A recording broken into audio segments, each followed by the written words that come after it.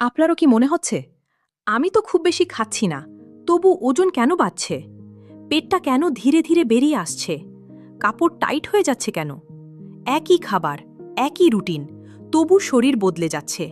আজ আমরা খুব সহজ ভাষায় পুরো ব্যাপারটা বুঝে নেব। ঠিক আছে, এখন শুরু করি। এটা আমাদের ৩৫ দিনের ওজন কমানোর সিরিজের প্রথম দিন। আজ আমরা জানব ওজন বাড়ে কেন। আমি doctor Shreyasi Chattopadhyay, medicine specialist, diabetes এবং হরমোন স্পেশালিস্ট। যদি আপনি সহজ ভাষায় রোগ আর তার চিকিৎসা সম্পর্কে সঠিক এবং ভরসাযোগ্য তথ্য পেতে চান, তাহলে সাবস্ক্রাইব করুন আপনার নিজের চ্যানেল ডাক্তার ম্যাডাম। চলুন একে একে জেনে নিই ওজন বাড়ার কারণগুলো খুব সহজ ভাষাতে। ১. আপনি যত ক্যালোরি খাচ্ছেন তার চেয়ে কম খরচ করলে ওজন বাড়বেই। খাবার বেশি, নড়াচড়া কম, ফ্যাট জমা শুরু। সাধারণভাবে একজন মহিলার প্রায় ২,০০০ কিলোক্যালোরি দরকার, একজন পুরুষের প্রায় ২,৫০০ কিলোক্যালোরি দরকার, যদি তিনি মাঝারি রকম অ্যাক্টিভ হন। তবে সবাই একরকম নয়, বয়স আলাদা, কাজ আলাদা, শরীর আলাদা। ২. কতটা খাচ্ছেন তা গুরুত্বপূর্ণ, কিন্তু কি খাচ্ছেন সেটা আরও বেশি গুরুত্বপূর্ণ। ১ প্লেট সেদ্ধ সবজি আর ১ প্লেট কেক, দুটো এক নয়। বেশি চিনি, বেশি ফ্যাট, প্রসেসড আর আলট্রা প্রসেসড ফুড, এগুলো চুপচাপ ওজন বাড়ায়। এগুলো থেকে মোটা হওয়া, টাইপ 2 ডায়াবেটিস, হার্ট অ্যাটাক, স্ট্রোকের ঝুঁকি বাড়ে। ৩. ড্রিঙ্কসও ওজন বাড়ায়। ১ গ্লাস ওয়াইনে প্রায় ১৫৯ ক্যালোরি, ১ পাইন্ট বিয়ারে প্রায় ১৮২ থেকে ২৪৪ ক্যালোরি, ১ ক্যান কোলায় প্রায় ১৩৯ ক্যালোরি। আপনি ভাবছেন শুধু পানীয়, কিন্তু ক্যালোরি ঢুকছে শরীরে। আপনি যদি এই টপিকের পুরো সিরিজ দেখতে চান, তাহলে উপরের কার্ডে ক্লিক করুন। ৪. এক্সারসাইজের অভাব।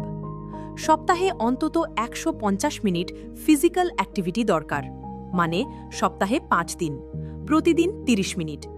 সারাদিন বসে থাকা, কম হাঁটা, কম নড়াচড়া ওজন বাড়ানোর বড় কারণ। ৫.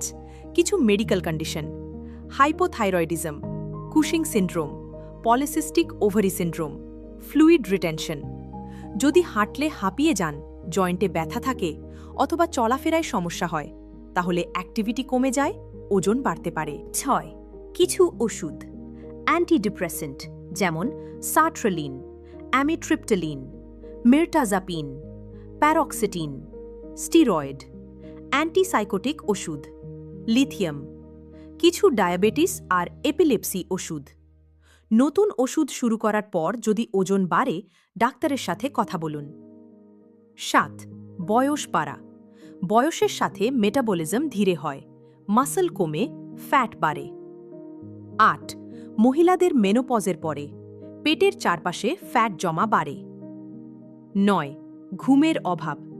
কম ঘুমালে ঘ্রেলিন বাড়ে, ক্ষুধা বাড়ে, লেপটিন কমে যায়, পেট ভরার অনুভূতি কমে যায়। ১০. স্ট্রেস। স্ট্রেস হলে কোর্টিসল বাড়ে আর পেটের ফ্যাট জমতে পারে। ১১. স্মোকিং ছাড়ার পরে অনেকে বেশি স্ন্যাক্স খেতে শুরু করেন, ওজন বাড়ে। ১২.